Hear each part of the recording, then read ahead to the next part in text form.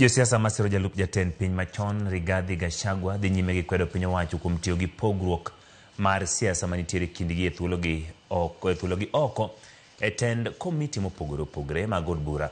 Gino ma giwacho ni nyiso akwede gise od bura mamalo kaachiel gi mar Senate kuom rem luwo chik mar winjogi kapok othulgi oko mag tend komiti go. Gikoni okang' makama en mana yo mageto thiro jogo masiro Gachagua. Gima kochung' ni gibiro dhi nyime gi siro Gachagua yango adiera e piny owacho ka kwedo osiep manyien e kind jatend piny Kenya William Ruto kod gai mar ODM Raila Amolo Odinga ka giwacho ni riwruok margi onge ber mora mora ne oganda jo Kenya.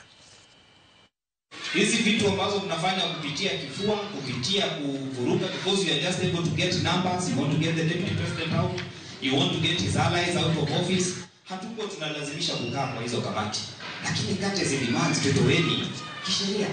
Niandikie barua, accord me a hearing, understanding what that's passed. Na mimi sikuwa na shida. Hiyo kamati ilikuwa imenichokesha sana. Mimi nilikuwa kwa kamati kubwa kulingana na utaalamu wangu. Sasa nimepelekwa zile kamati za kupika na mambo kama hiyo.